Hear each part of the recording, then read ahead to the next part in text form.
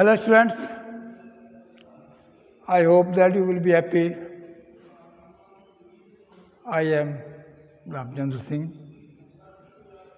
Bio teacher. आज आपका topic है रिप्रोडक्टिव हेल्थ। बड़ा इंटरेस्टिंग टॉपिक है।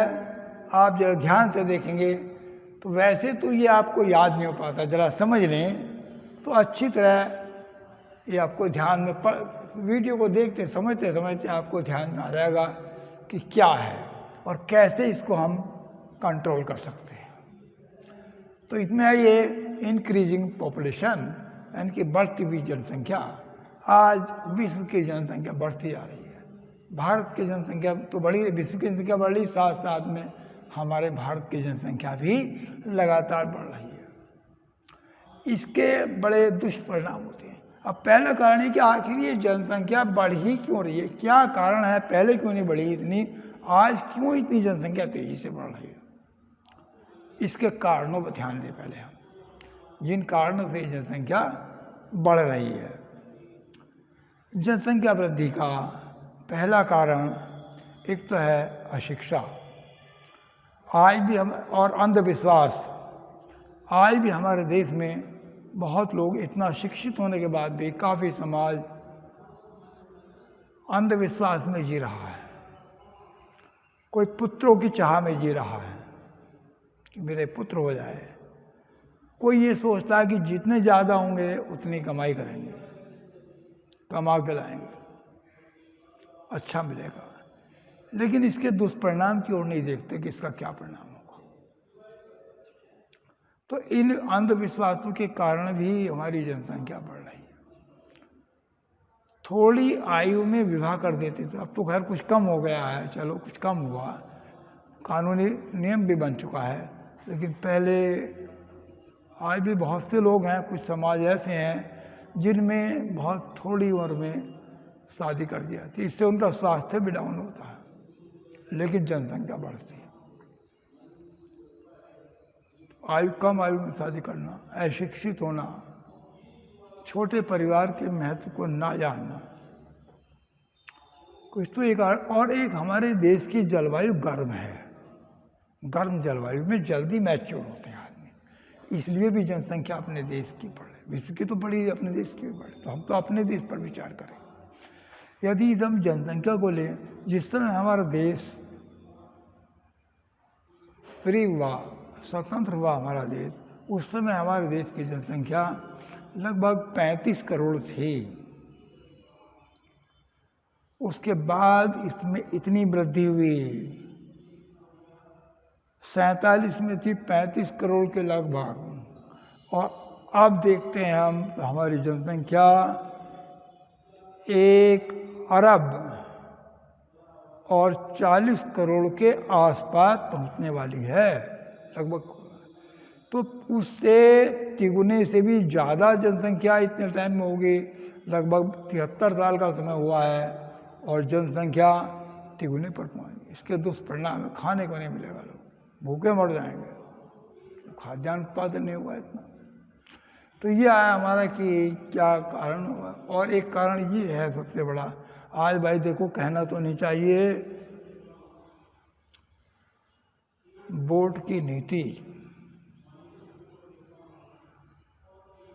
कुछ लोग अपना वोट बैंक बढ़ाने के लिए रेगुलर जनसंख्या बढ़ा रहे हैं, उसके दुष्परिणाम को नहीं देख रहे। केवल क्या चाहिए, वास्तविकता दे रहा हूँ, केवल अपने वोट बैंक को बढ़ाने के लिए कभी कोई आड़ लेते हैं, कोई बहाना लेते हैं, कुछ करते हैं, पर उनको जनसंख्या बढ़ानी है। तो कुछ लोग ऐसे हैं जो केवल इसलिए जनसंख्या बढ़ा रहे हैं। पढ़े लिखे भी हैं, सब कुछ हैं, लेकिन कारण क्या है, दिमाग खराब है उनका। सोचते हैं कि मेरा वोट बैंक बढ़े, हमारा वोट बैंक बढ़े, हम सत्ता पर हावी हो जाएं, फिर मनमानी करेंगे। इसलिए भी जनसंख्या, मूल कारण मुझे ये लगता है जनसंख्या बढ़ने का, चाहे आपको कुछ लगता है, लेकिन मुझे ये कारण लगता है, जिसलिए हमारे देश की पॉपुलेशन ज़्यादा बढ़ रही। क्योंकि आप देखते हैं कुछ लोगों में तो जनसंख्या बहुत कम बढ़ी है, और कुछ चंद लोगों में जनसंख्या तीव्र गति से बढ़ी है। कहाँ की कहाँ पहुँच गई, कितने थे आज कितने हो गए। तो ये जनसंख्या बढ़ाने वाली बात नहीं क्या, यहाँ की संपदा पर डाका डाल रहे हैं, दूसरे लोगों की संपदा पर डाका डाला जा रहा है, उनके हक को मारा जा रहा है बढ़ती हुई जनसंख्या से। इसके कुछ कारण ये भी हैं कि जैसे हमारे देश में चिकित्सा की सुविधाएं बढ़ी, चिकित्सा की सुविधाएं बढ़ी हैं, तो चिकित्सा की सुविधाएं बढ़ने से भी इसका जनसंख्या वृद्धि में ज़्यादा सपोर्ट हुआ है। मातृ मृत्यु दर घट गई, शिशु मृत्यु दर घट गई, और बीमारियों से होने वाली मृत्यु दर भी घट गई। जन्म दर पे कोई फर्क नहीं पड़ा, कोई फर्क नहीं पड़ा, कोई प्रभाव नहीं हुआ। जन्म दर बढ़ रही है और मृत्यु दर घट रही है, इसलिए तो जनसंख्या बढ़ रही है। तो ये कारण, खैर वो मानता हूँ कि चिकित्सा सुविधाओं के कारण ये मृत्यु दर तो कम होनी चाहिए भाई, ना माता मरे ना शिशु मरे, गलत है, वो घटनी चाहिए, हम भी इसके पक्षधर हैं। लेकिन इसके साथ साथ जो जन्म दर बढ़ रही है वो बड़ी गलत है। इस जन्म दर पर भी कंट्रोल करना होगा, हमें लगाम लगानी होगी जिससे कि जन्म दर क्या हो जाए, घटती चली जाए। तो जनसंख्या वृद्धि इसके भी कारण हो रही है। अब मैंने जनसंख्या का आंकड़ा दिया आपको, क्या आंकड़ा था हमारे देश की जनसंख्या का, तो इससे अब ये बात आती कि आखिर ये जनसंख्या, इसके दुष्परिणाम क्या है भाई,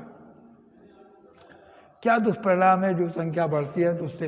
एक तो देश में इतना प्रोडक्शन नहीं है, जितनी जनसंख्या है उतना प्रोडक्शन नहीं है, तो क्या होगा, खान पीन की प्रॉब्लम खड़ी हो जाएगी, उतना खाने पीने को नहीं, और मिला भी तो पौष्टिक नहीं होगा, यदि मिलता भी है तो वो उतना पौष्टिक नहीं होगा। एक एग्जाम्पल के तौर पे दे रहा हूँ, एक परिवार की मान लीजिए 10,000 की इनकम है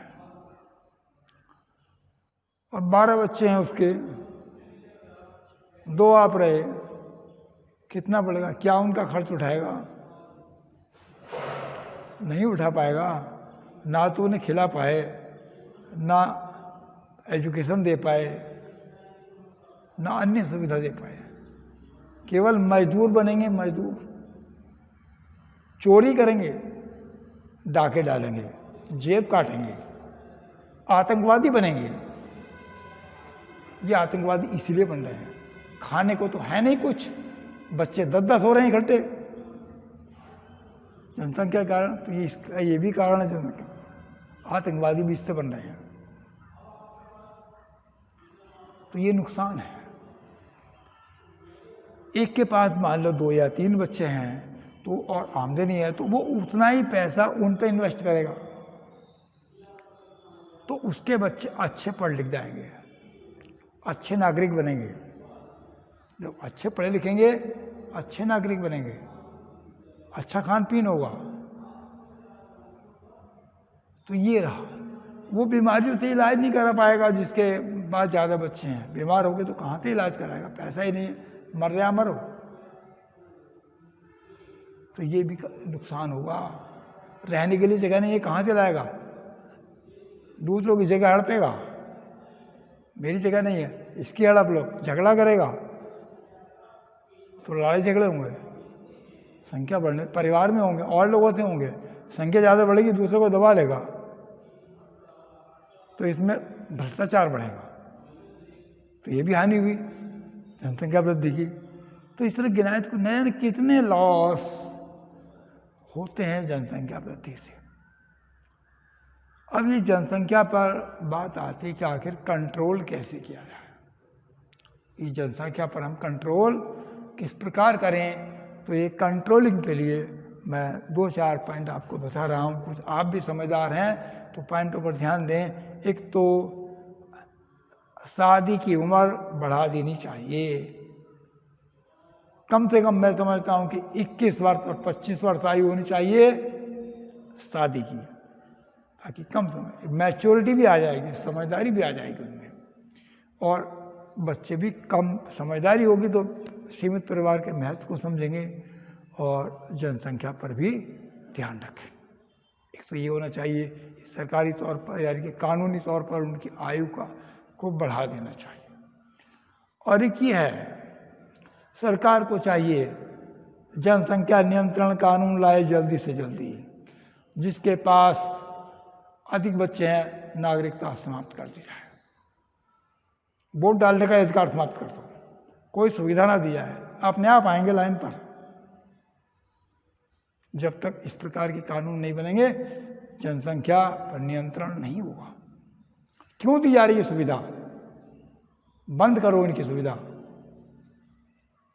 इस समाज की सुविधा, ऐसा समाज जो जनसंख्या को बढ़ा रहा है, देश की हालत खराब कर रहा है, आतंकवादी बना रहा है, बंद करो इनकी नागरिकता। कोई नागरिकता नहीं जिसके बच्चे 2004 इलेक्शन लड़ना बंद करो इनका, अपने आप आएंगे लाइन पर।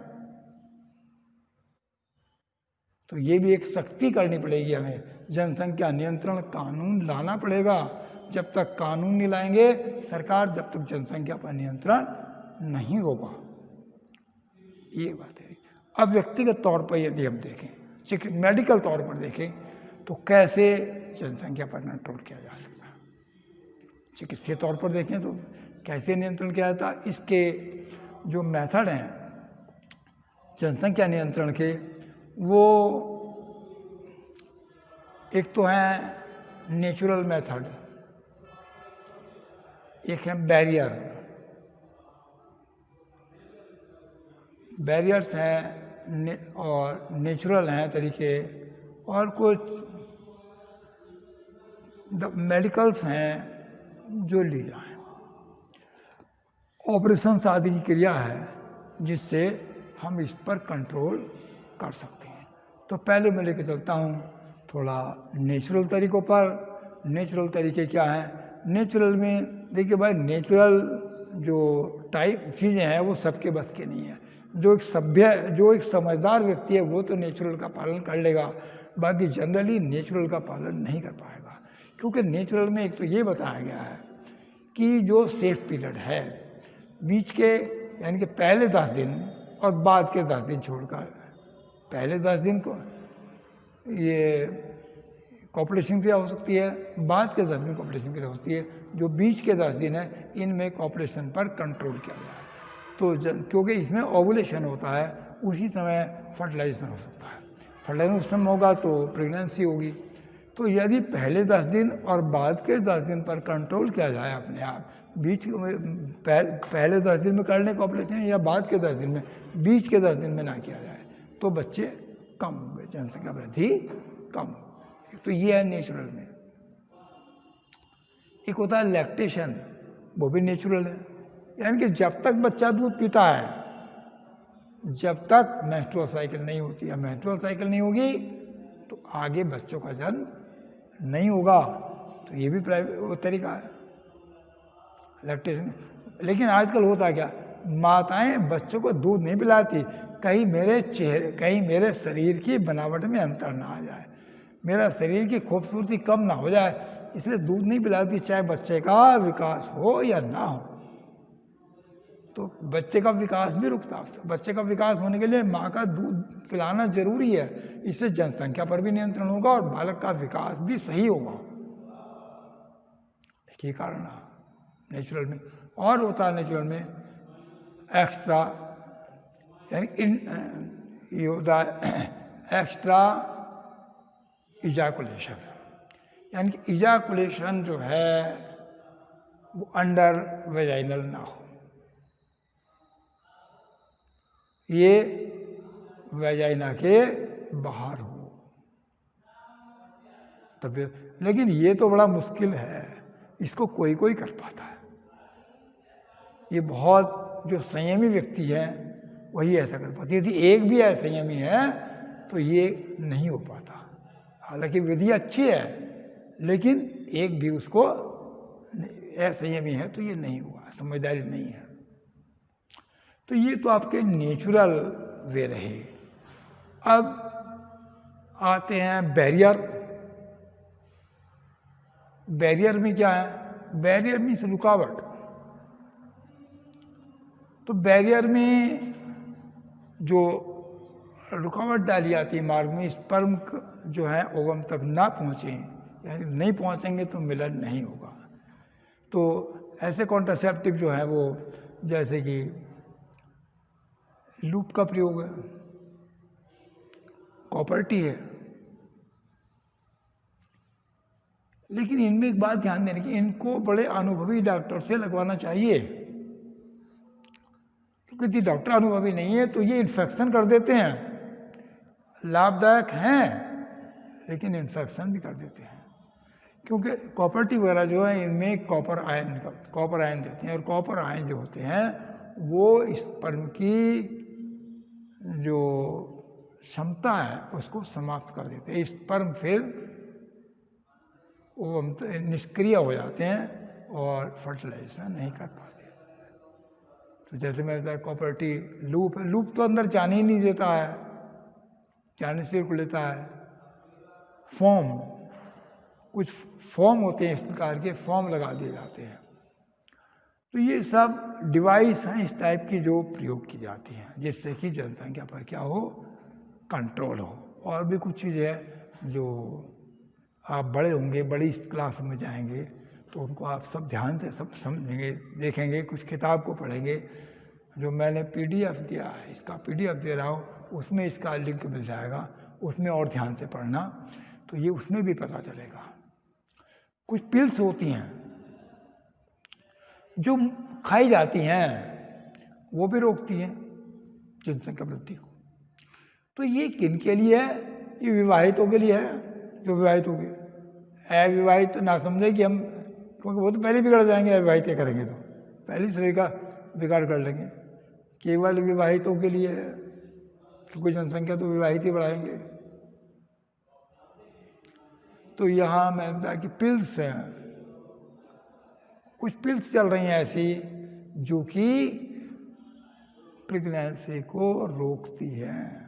उनमें हार्मोनल चीज़ें हैं, या तो हार्मोन्स दिए जाते हैं उन पिल्स में, जैसे सहेली एक पिल्स है जो कि इसको खाने के बाद प्रेगनेंसी नहीं होती, जो डेली खाई जाती है एक पिल्स। कुछ प्रोजेस्टेरोन हार्मोन, एस्ट्रोजन हार्मोन ये दिए जाते हैं।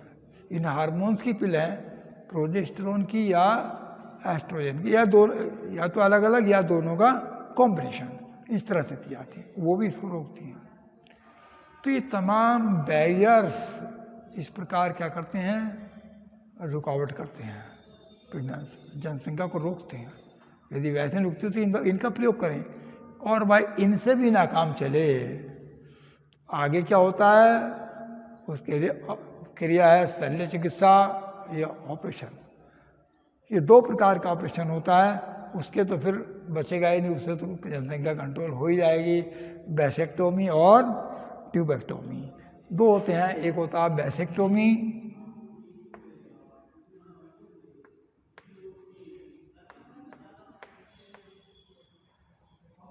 और एक होता है ट्यूबेक्टोमी।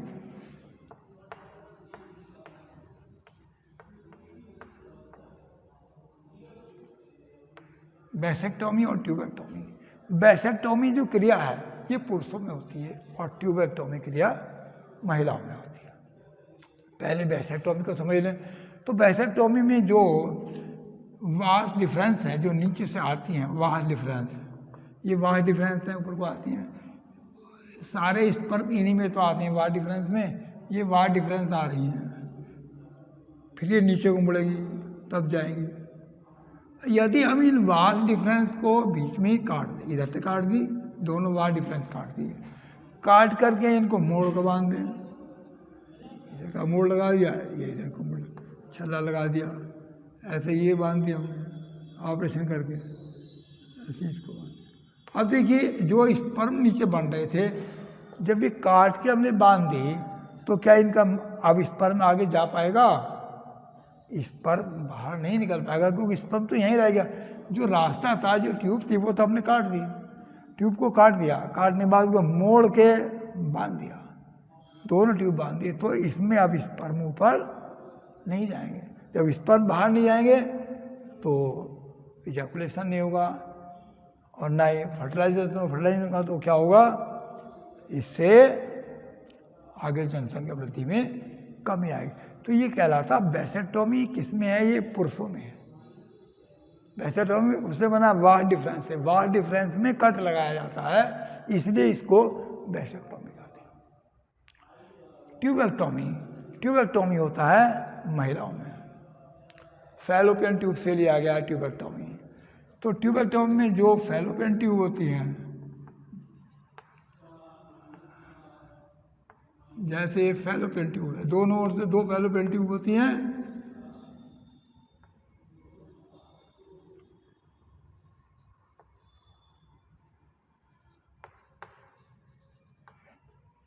ये जैसे आपकी फैलोपियन ट्यूब है, एक फैलोपियन ट्यूब ये रही, एक फैलोपियन ट्यूब ये रही।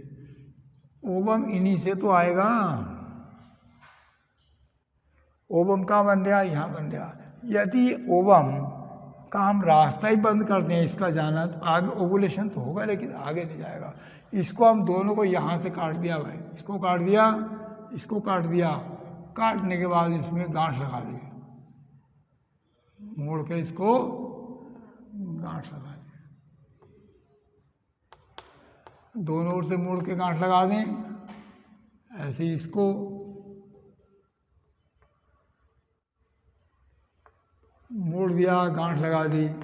तो दोनों, अभी नली क्या हो गई, इसका रास्ता क्या हो गया, बंद हो गया। रास्ता बंद होने से अब जो यहाँ ओवम बने थे वो ओवम आगे नहीं जाएंगे, इसमें नहीं जाएंगे। एक तो ओवम नहीं आएंगे, दूसरी बात यहाँ जो सबसे मेन बात है कि जो इधर जो हमारे स्पर्म आ रहे हैं वो स्पर्म केवल यहीं रह जाएंगे, और इनका फर्टिलाइजेशन कहाँ होता है, वो यहाँ होता है आगे। तो ओवम तक ये पहुँचेंगे ही नहीं, फर्टिलाइजेशन होगा ही नहीं, ना इधर जाए ना इधर आए। फर्टिलाइजेशन नहीं होगा तो आगे प्रेगनेंसी नहीं होगी, तो जनसंख्या वृद्धि नहीं होगी। तो ये मैंने आपको कुछ कारण बताए कि कैसे आप जनसंख्या को कंट्रोल कर सकते हैं। आपने ध्यानपूर्वक सुना होगा तो शायद मैं समझता हूँ कि समझ में आ गया होगा, लेकिन जो मैंने लेक्चर में बताया उसको बहुत ध्यान से समझना भाई। मैंने एक पॉइंट दिया था, कुछ नालायक वोट बैंक के लिए जनसंख्या बढ़ा रहे, सुना होगा आपने, मैंने अभी बताया था। उस पर सबसे सख्त से सख्त प्रतिबंध हो, जनसंख्या नियंत्रण कानून अति शीघ्र लाया जाए, तभी देश की जनसंख्या कंट्रोल हो सकती है। अब मिलेंगे अगली वीडियो में, आगे बताएंगे हम आगे बताएंगे कि कैसे यदि जिनको बच्चे नहीं होते उनको बच्चे की चाहत है तो उनको कैसे मिले, क्या बीमारियां हो सकती हैं वो बताएंगे आप नेक्स्ट वीडियो में। तब तक के लिए धन्यवाद, जय हिंद।